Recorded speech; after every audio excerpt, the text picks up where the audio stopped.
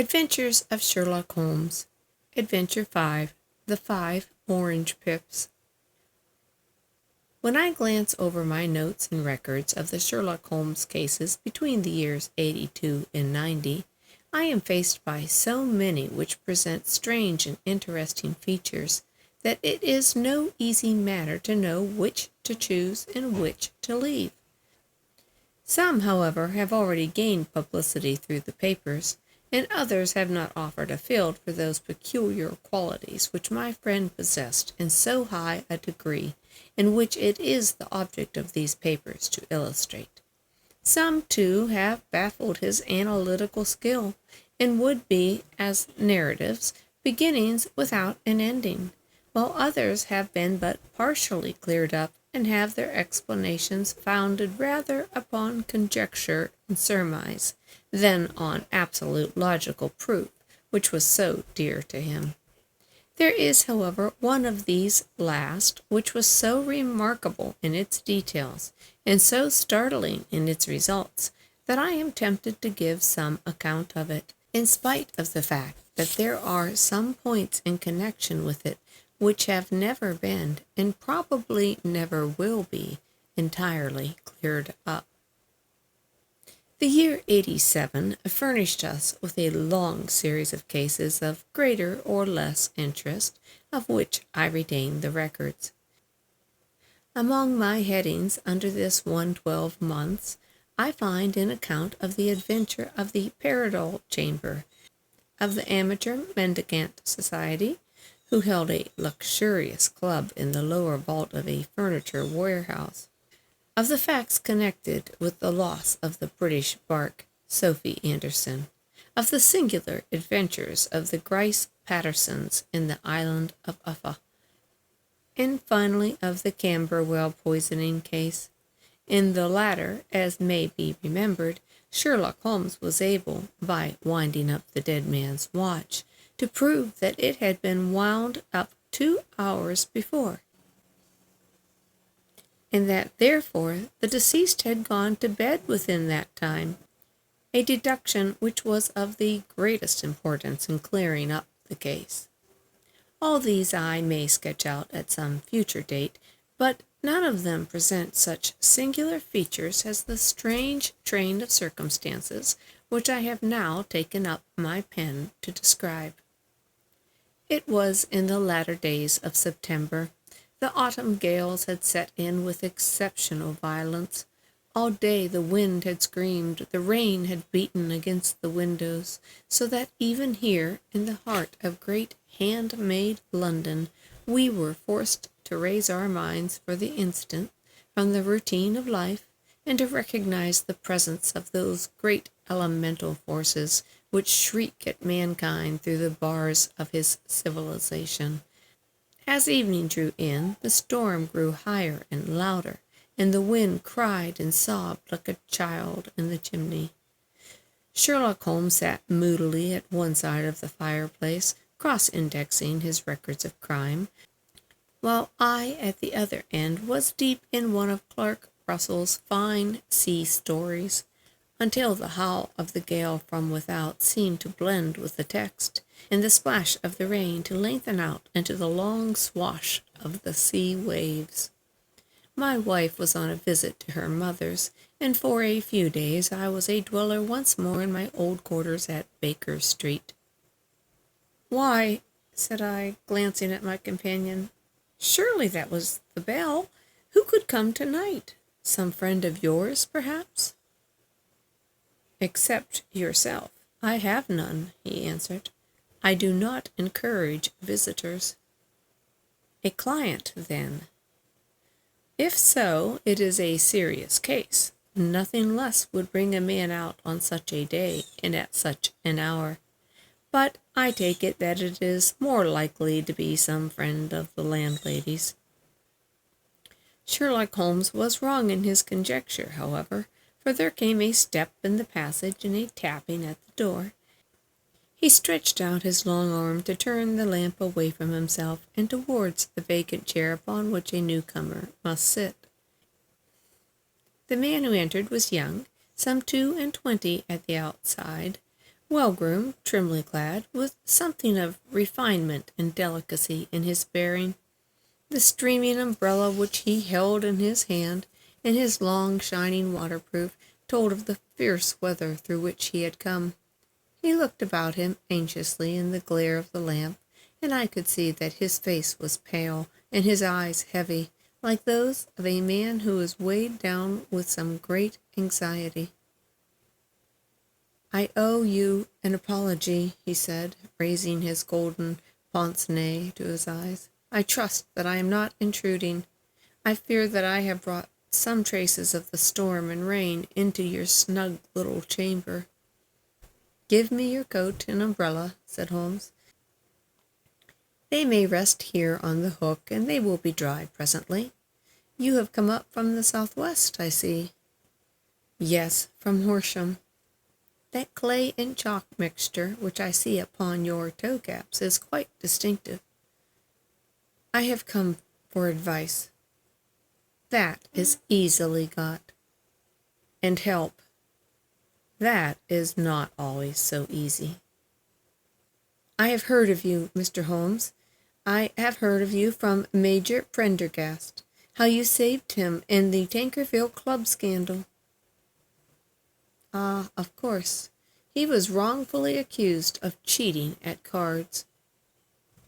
"He said that you could solve anything." "He said too much." "That you have never been beaten." "I have been beaten 4 times, 3 times by men and once by a woman." "But what is that compared with the number of your successes?" "It is true that I have generally been successful." "Then you may be with me." "I beg that you will draw your chair up to the fireplace and favor me with some details as to your case." "It is no ordinary one." "None of those which come to me are. I am the last court of appeal." "And yet I question, sir, whether in all your experience you have ever listened to a more mysterious and inexplicable chain of events than those which have happened in my own family." "You fill me with interest," said Holmes. "Pray give us the essential facts from the commencement. I can afterwards question you as to those details which seem to me to be the most important." The young man pulled his chair up and pushed his wet feet out towards the blaze. "My name," said he, "is John Openshaw, but my own affairs have, as far as I can understand it, little to do with this awful business. It is a hereditary matter, so in order to give you an idea of the facts, I must go back to the commencement of the affair. You must know that my grandfather had 2 sons, my uncle Elias and my father Joseph. My father had a small factory at Coventry, which he enlarged at the time of the invention of bicycling. He was the patentee of the Openshaw unbreakable tire, and his business met with such success that he was able to sell it and to retire upon a handsome competence. My uncle Elias emigrated to America when he was a young man and became a planter in Florida, where he was reported to have done very well. At the time of the war he fought in Jackson's army, and afterwards under Hood, where he rose to be a colonel. When Lee laid down his arms, my uncle returned to his plantation, where he remained for 3 or 4 years. About 1869 or 1870 he came back to Europe, and he took a small estate in Sussex, near Horsham. He had made a considerable fortune in the States. His reason for leaving was an aversion to the Republican party and their policy of extending a franchise to the freed slaves. He was a singular man, and very quick-tempered, very foul-mouthed when he was angry, and of a most retiring disposition. During all the years that he lived at Horsham, I doubt if he ever set foot in the town. He had a garden and 2 or 3 fields round his house, and there he would take exercise, though very often for weeks on end he would never leave his room. He drank a great deal of brandy, smoked very heavily, but he would see no society, and he did not want any friends, not even his own brother. He didn't mind me. In fact, he took a fancy to me, for at the time when he saw me first I was a youngster of 12 or so. That would be in the year 1878, after he had been 8 or 9 years in England. He begged my father to let me live with him, and he was very kind to me in his way. When he was sober, he used to be fond of playing backgammon and draughts with me, and he would make me his representative both with the servants and with the tradespeople, so that by the time I was 16 I was quite the master of the house. I kept all the keys, and I could go anywhere I liked and do what I liked, as long as I did not disturb his privacy. There was one singular exception, however, for he had a single room, a lumber room, up among the attics, which was invariably locked, and which he would never permit either me or anyone else to enter. With a boy's curiosity, I have peeped through the keyhole, but I was never able to see more than such a collection of old trunks and bundles as would be expected in such a room. One day, it was in March 1883, a letter with a foreign stamp lay upon the table in front of the colonel's plate. It was not a common thing for him to receive letters, for his bills were all paid in ready money, and he had no friends of any sort. "From India," said he, as he took it up. "Pondicherry postmark. What can this be?" Opening it hurriedly, out there jumped 5 little dried orange pips, which pattered down upon his plate. I began to laugh at this, but the laugh was struck from my lips at the sight of his face. His lip had fallen, his eyes were protruding, his skin the color of putty, and he glared at the envelope which he held in his trembling hand. "K, K, K," he shrieked, and then, "Oh, my God, my sins have overtaken me." "What is it, uncle?" "Death," he said. Rising from the table, he retired to his room, leaving me palpitating with horror. I took up the envelope, and I saw scrawled in red ink upon the inner flap, just above the gum, the letter K, repeated 3 times. There was nothing else save the 5 dried pips. What could be the reason of his overpowering terror? I left the breakfast table, and as I ascended I met him coming down with an old rusty key, which must have belonged to the attic, in one hand, and a small brass box, like a cash box, in the other. "They may do what they like, but I'll checkmate them still," said he, with an oath. "Tell Mary that I want a fire in my room today. Send down to Fordham the Horsham lawyer." I did as I was ordered, and when the lawyer arrived, I was asked to step up to the room. The fire was burning brightly, and in the grate there was a mass of black, fluffy ashes, as of burned paper, while the brass box stood open and empty beside it. As I glanced at the box, I noticed with a start that upon the lid were printed the treble K, which I had read in the morning upon the envelope. "I wish you, John," said my uncle, "to witness my will.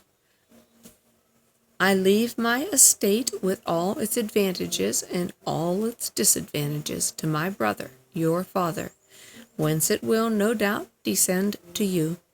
If you can enjoy it in peace, well and good. If you find you cannot, take my advice, my boy, and leave it to your deadliest enemy. I am sorry to give you such a two-edged thing, but I can't say what turn things are going to take. Kindly sign the paper where Mr. Fordham shows you." I signed the paper as directed, and the lawyer took it away with him. This singular incident made, as you may think, the deepest impression upon me, and I pondered over it, and I turned it over in my mind without being able to make anything of it. Yet I could not shake off the vague feeling of dread which it had left behind, though the sensation grew less as the weeks passed and nothing happened to disturb our usual routine. I could see a change in my uncle, however. He drank more than ever, and he was less inclined for any sort of society.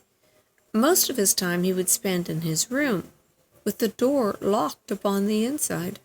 But sometimes he would emerge in a sort of drunken frenzy, and would burst out of the house and tear about the garden with a revolver in his hand, screaming out that he was afraid of no man, and that he would not be cooped up like a sheep in a pen by man or devil.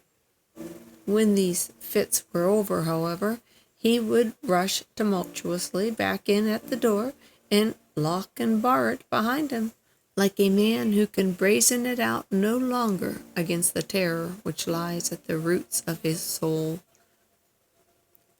At such times I have seen his face, even on a cold day, glisten with moisture as though it were just raised from a washing basin.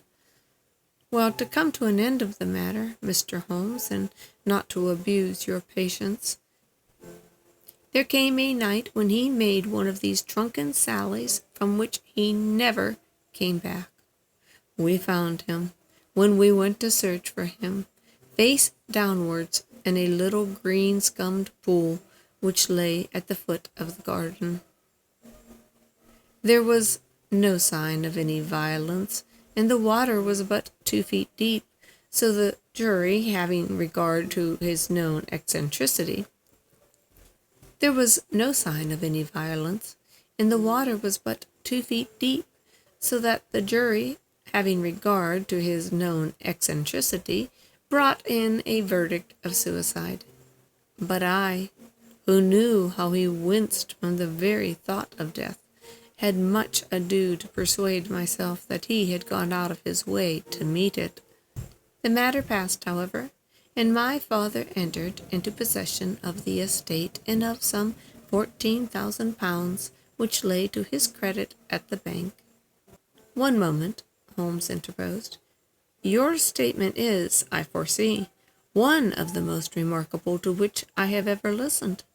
Let me have the date of the reception of your uncle of the letter, and the date of his supposed suicide." The letter arrived on March the 10th, 1883. His death was 7 weeks later, upon the night of the 2nd of May. Thank you. Pray proceed. When my father took over the Horsham property, he, at my request, made a careful examination of the attic, which had always been locked. We found the brass box there, although its contents had been destroyed. On the inside of the cover was a paper label with the initials KKK repeated upon it, and letters, memoranda, receipts, and a register written beneath. These, we presume, indicated the nature of the papers which had been destroyed by Colonel Openshaw. For the rest, there was nothing of much importance in the attic, save a great many scattered papers and notebooks bearing upon my uncle's life in America. Some of them were of the war time, and showed that he had done his duty well, and had borne the reputation of being a brave soldier. Others were of a date during the reconstruction of the Southern States, and they were mostly concerned with politics, for he evidently had taken a strong part in opposing carpet-bagging politicians who had come down from the North.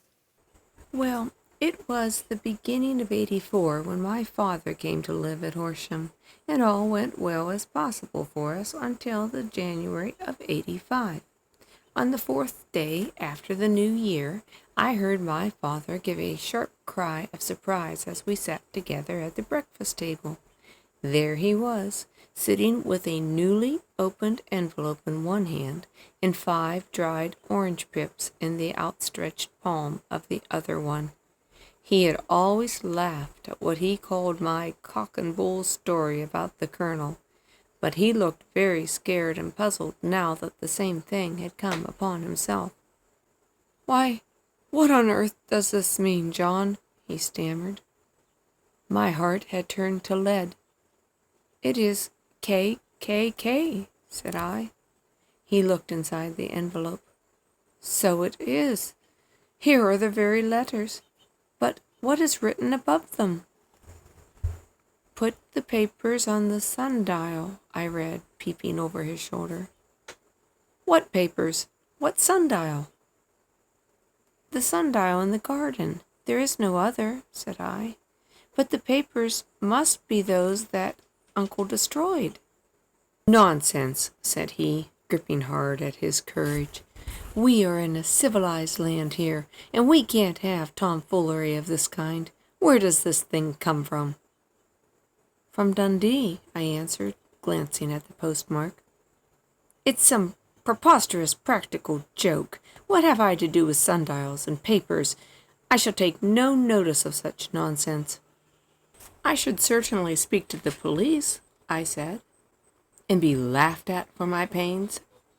"Nothing of the sort." "Then let me do so." "No, I forbid you. I won't have a fuss made about nonsense."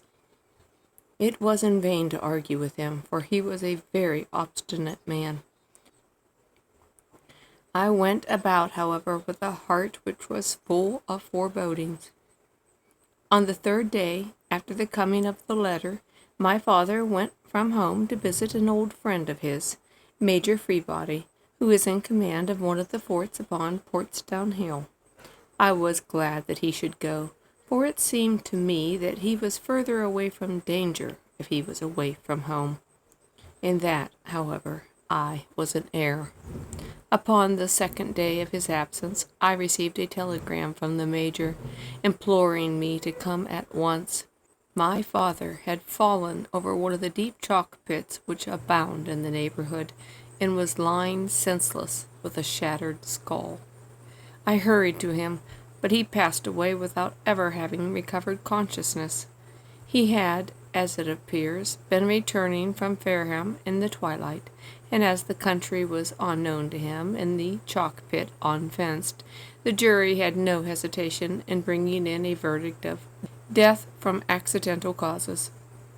Carefully as I examined every fact connected in his death, I was unable to find anything which could suggest the idea of murder.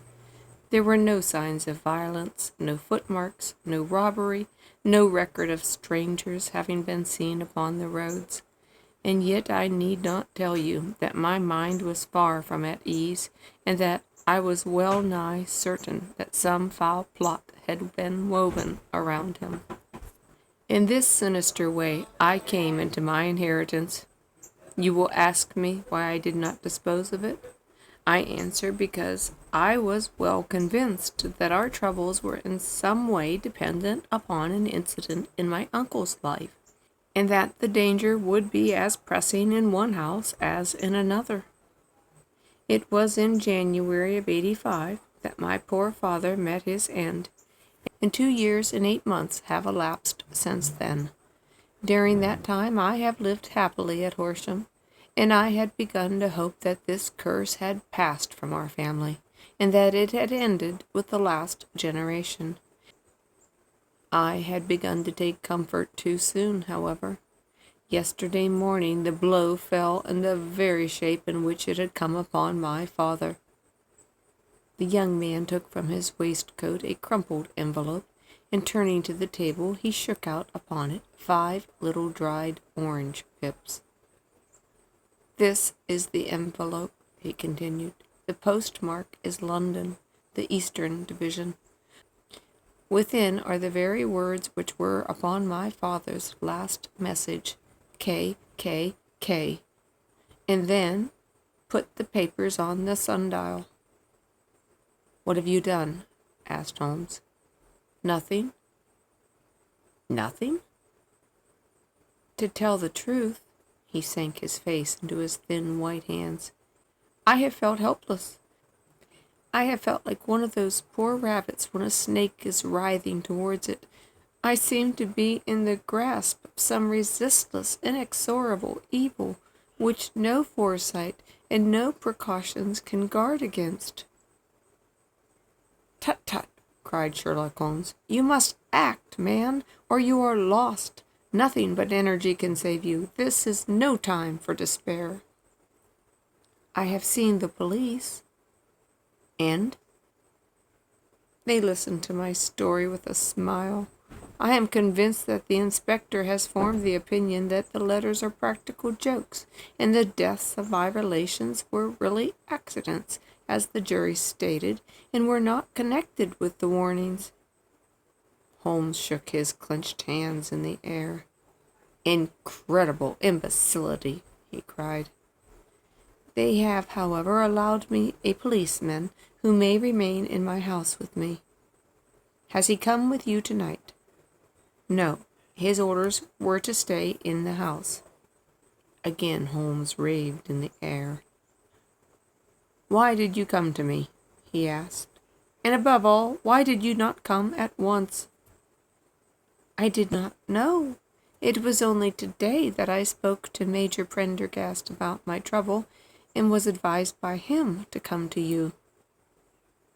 It is really 2 days since you had the letters. We should have acted before this. You have no further evidence, I suppose, than that which you have placed before us, no suggestive detail which might help us. There is one thing, said John Openshaw. He rummaged in his coat pocket, and drawing out a piece of discolored, blue-tinted paper, he laid it upon the table. I have some remembrance, said he, that on the day when my uncle burned the papers, I observed that the small unburned margins which lay amid the ashes were of this particular color. I found this single sheet upon the floor of his room, and I am inclined to think that it may well be one of the papers which had, perhaps, fluttered out from among the others, and in that way escaped destruction. Beyond the mention of pips, I do not see that it helps much. I think myself that it is a page from a private diary. The writing is undoubtedly my uncle's. Holmes moved the lamp, and we both bent over the sheet of paper, which showed by its ragged edge that it had indeed been torn from a book. It was headed March 1869. And beneath were the following enigmatical notices. 4th, Hudson came, same old platform. 7th, set the pips on Macaulay, Paramor, and John Swain of St. Augustine. 9th, Macaulay cleared. 10th, John Swain cleared. 12th, visited Paramor, all well. Thank you, said Holmes, folding up the paper and returning it to our visitor. And now you must on no account lose another instant. We cannot spare time even to discuss what you have told me. You must get home instantly and act. What shall I do? There is but one thing to do, and it must be done at once. You must put the piece of paper which you have shown us into the brass box which you have described. You must also put in it a note to say that all the other papers were burned by your uncle, and that this is the only one which remains. You must assert this in such words as will carry conviction. Having done this, you must at once put the box out on the sundial as directed. Do you understand? Entirely. Do not think of revenge, or anything of the sort at present. I think that we may gain that by means of the law. But we have our web to weave, while theirs is already woven. The first consideration is to remove the pressing danger which threatens you. The second is to clear up the mystery and to punish the guilty parties. I thank you, said the young man, rising and pulling on his overcoat. You have given me fresh life and hope. I shall certainly do as you advise. Do not lose an instant, and above all, take care of yourself in the meanwhile, for I do not think that there can be a doubt that you are threatened by a very real and imminent danger. How do you go back? By train from Waterloo. It is not yet 9. The streets will be crowded, so I trust that you may be in safety. And yet you cannot guard yourself too closely. I am armed. Good, that is well. Tomorrow I shall set to work on your case. I shall see you at Horsham, then? No, your secret lies in London. It is there that I shall seek it. Then I shall call upon you in a day or 2 days, with news as to the box in the papers. I shall take your advice in every particular. He shook hands with us and took his leave. Outside the wind still screamed, and the rain splashed and pattered against the windows. This strange, wild story seemed to have come to us from amid the mad elements, blown in upon us like a sheet of seaweed in a gale, and now to have been reabsorbed by them once more. Sherlock Holmes sat for some time in silence with his head sunk forward and his eyes bent upon the red glow of the fire. Then he lit his pipe, and leaning back in his chair, he watched the blue smoke rings as they chased each other up to the ceiling. "I think, Watson," he remarked at last, "that of all of our cases, we have had none more fantastic than this. Save, perhaps, for the sign of 4. Well, yes, save, perhaps, for that. And yet, this John Openshaw seems to me to be walking amid even greater perils than did the Sholtos." "But have you," I asked, "formed any definite conception as to what these perils are?"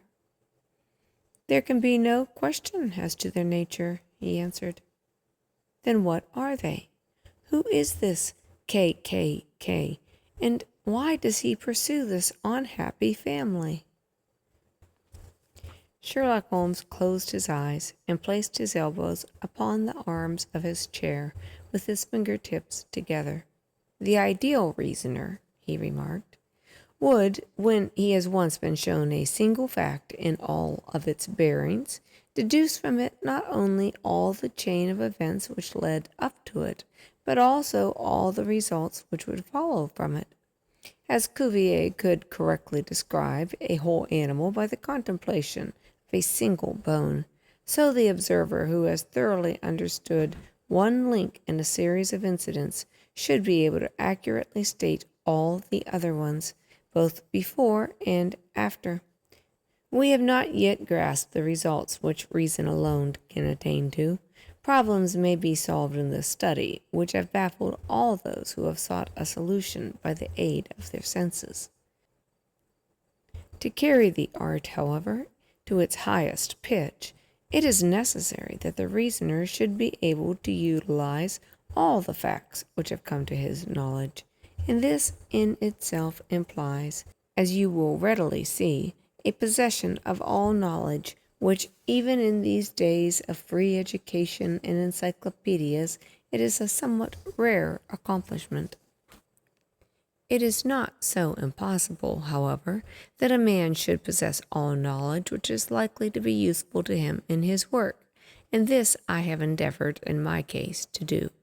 If I remember rightly, you, on one occasion in the early days of our friendship, defined my limits in a very precise fashion.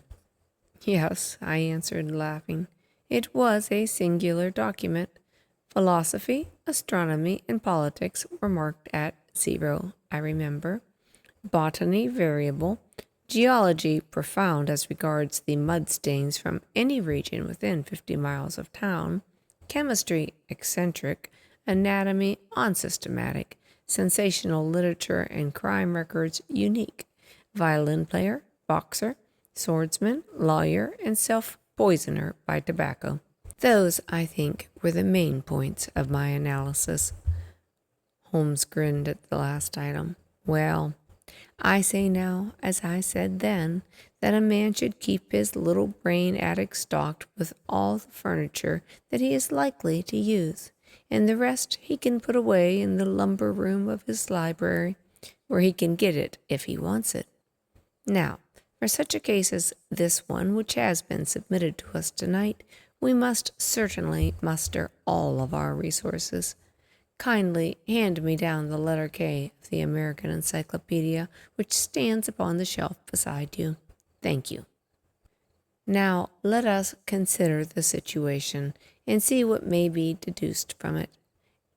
In the first place, we may start with a strong presumption that Colonel Openshaw had some very strong reason for leaving America. Men at his time of life do not change all their habits and exchange willingly the charming climate of Florida for the lonely life of the English provincial town. His extreme love of solitude in England suggests the idea that he was in fear of something or someone, so we may assume as a working hypothesis that it was a fear of someone or something which drove him from America. As to what he feared, we can only deduce that by considering the formidable letters which were received by himself and his successors. Did you remark the postmarks of those letters? The first was from Pondicherry, the second Dundee, the third London. East London. What do you deduce from that? They are all seaports. The writer was on board a ship. Excellent. We have already a clue. There can be no doubt that the probability, the strong probability, is that the writer was on board of a ship. And now let us consider another point. In the case of Pondicherry, 7 weeks elapsed between the threat and its fulfillment. In Dundee, it was only some 3 or 4 days. Does that suggest anything? A greater distance to travel. But the letter also had a greater distance to come. Then I do not see the point. There is at least a presumption that the vessel in which the man or men are is a sailing ship. It looks as if they always sent their singular warning or token before them when starting upon their mission. You see how quickly the deed followed the sign when it came from Dundee. If they had come from Pondicherry in a steamer, they would have arrived almost as soon as their letter. But as a matter of fact, 7 weeks elapsed. I think those 7 weeks represented the difference between the mail boat which brought the letter and the sailing vessel which brought the writer. It is possible. More than that, it is probable. And now you can see the deadly urgency of this new case, and why I urged young Openshaw to caution. The blow has always fallen at the end of time which it would take the sender to travel the distance, but this one comes from London, and therefore we cannot count upon delay. Good heavens, I cried. What can it mean, this relentless persecution? The papers which Openshaw carried are obviously of vital importance to the ship or persons in the sailing ship. The papers which Openshaw carried are obviously of vital importance to the person or persons in the sailing ship. I think that it is quite clear that there must be more than one of them. A single man could not have carried out 2 deaths in such a way as to deceive a coroner's jury. There must have been several in it, and they must have been men of resource and determination.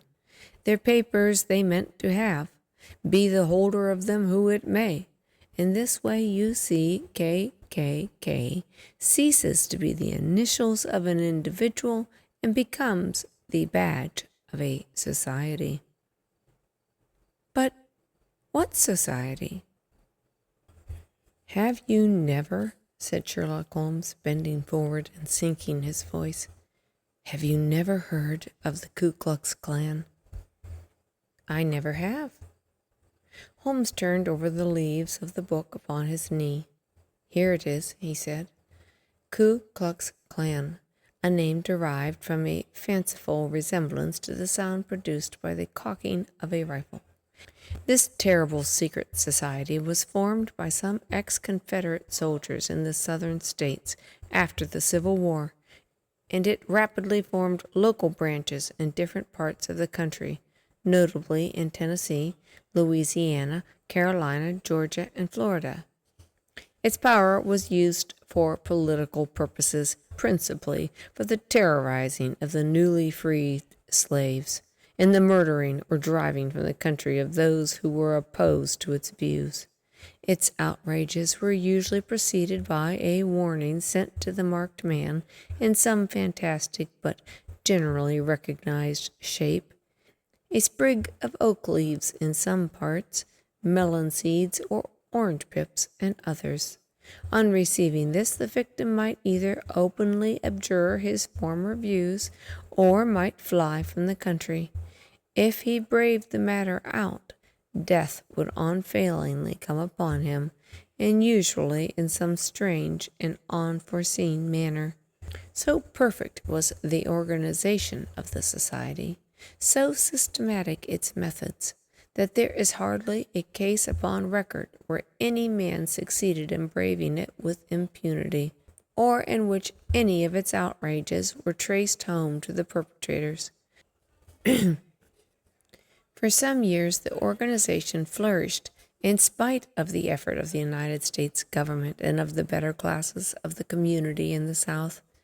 Eventually, in the year 1869, the movement rather suddenly collapsed, although there have been sporadic outbreaks of the same sort since that date. "You will observe," said Holmes, laying down the volume, "that the sudden breaking up of the society was coincident with the disappearance of Openshaw from America with their papers. It may well have been cause and effect. It is no wonder that he and his family have some of the more implacable spirits upon their track. You can understand that this register and diary may implicate some of the first men in the South, and there may be many who will not sleep easy at night until it is recovered." "Then the page we have seen is such as we might expect. It ran, if I remember right, sent the pips to A, B, and C, that is, sent the society's warning to them. Then there are successive entries that A and B cleared or left the country, and finally that C was visited, with, I fear, a sinister result for C. Well, I think, Doctor, we may let some light into this dark place, and I believe that the only chance young Openshaw has in the meantime is to do what I have told him. There is nothing more to be said or done tonight, so hand over my violin and let us try to forget for half an hour the miserable weather and still more miserable ways of our fellow men."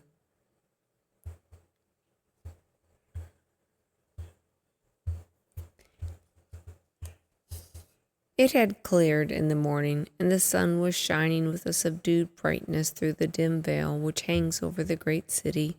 Sherlock Holmes was already at breakfast when I came down. "You will excuse me for not waiting for you," he said. "I have, I foresee, a very busy day before me looking into this case of young Openshaw's." "What steps will you take?" I asked.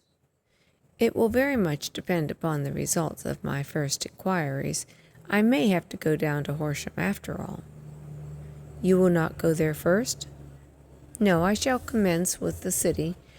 Ring the bell, and the maid will bring your coffee." As I waited, I lifted the unopened newspaper from the table and glanced my eye over it. It rested upon a heading which sent a chill to my heart.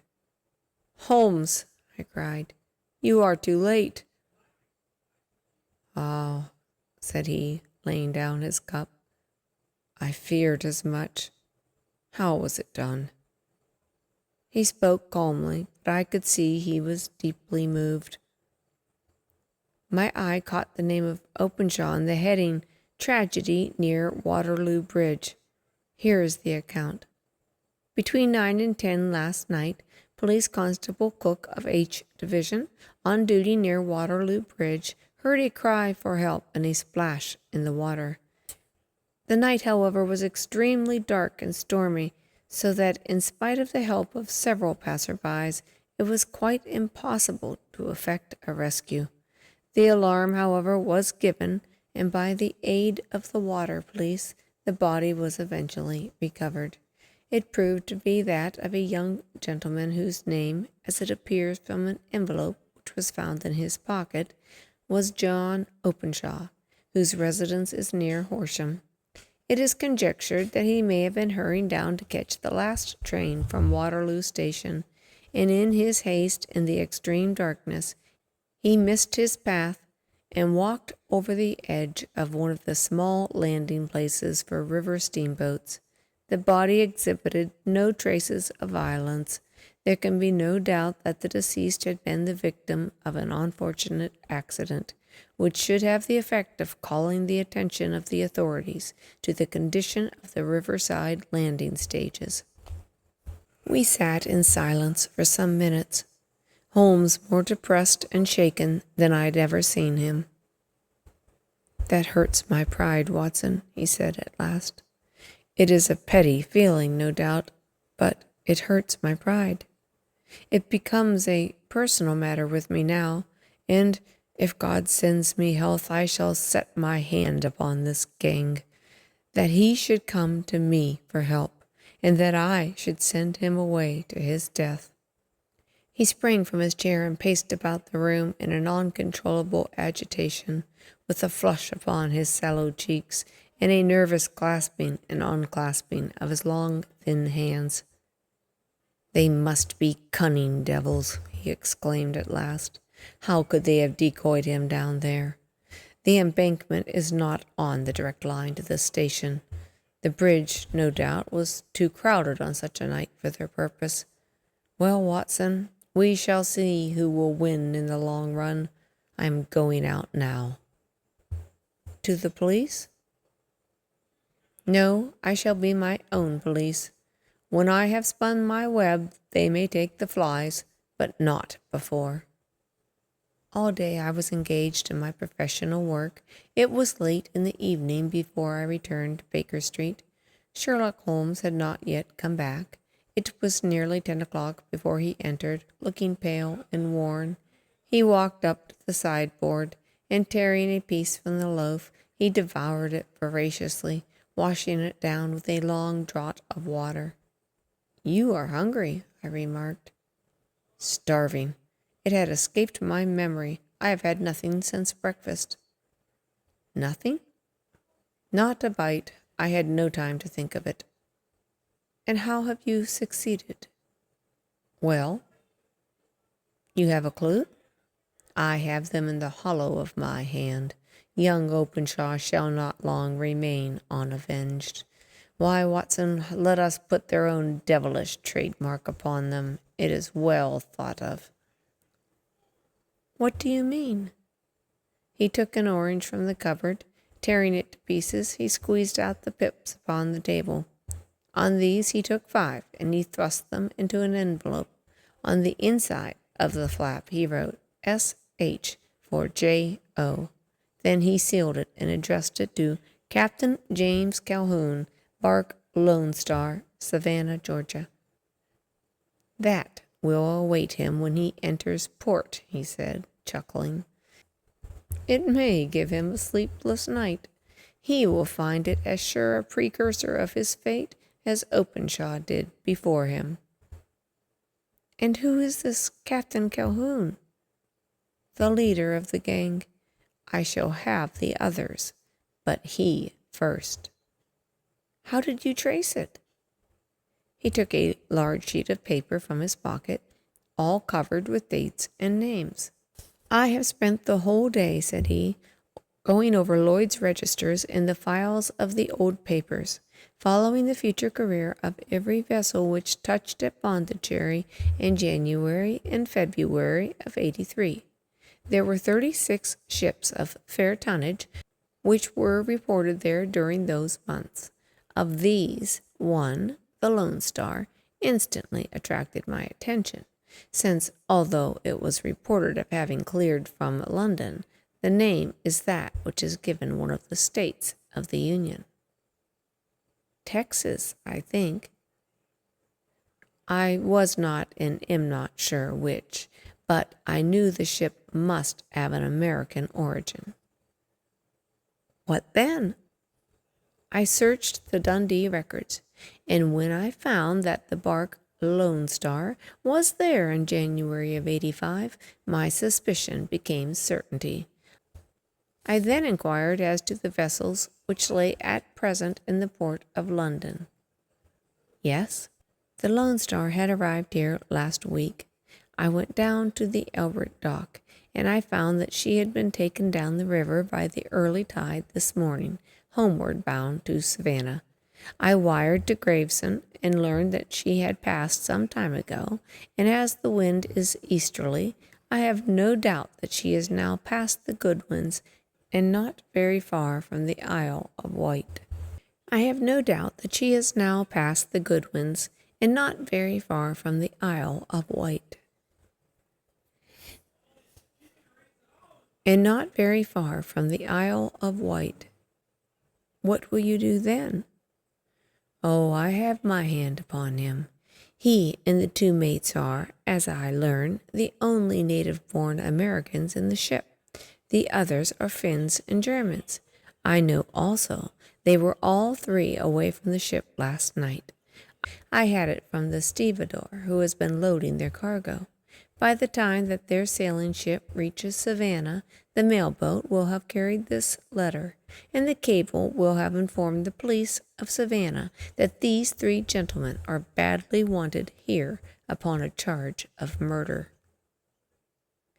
There is ever a flaw, however, in the best laid of human plans, and the murderers of John Openshaw were never to receive the orange pips which would show them that another, as cunning and resolute as themselves, was upon their track. Very long and very severe were the autumn gales that year. We waited long for news of the Lone Star of Savannah, but none ever reached us. We did at last hear that somewhere far out in the Atlantic a shattered sternpost of a boat was seen swinging in the trough of a wave with the letters L.S. carved upon it, and that is all which we shall ever know of the fate of the Lone Star.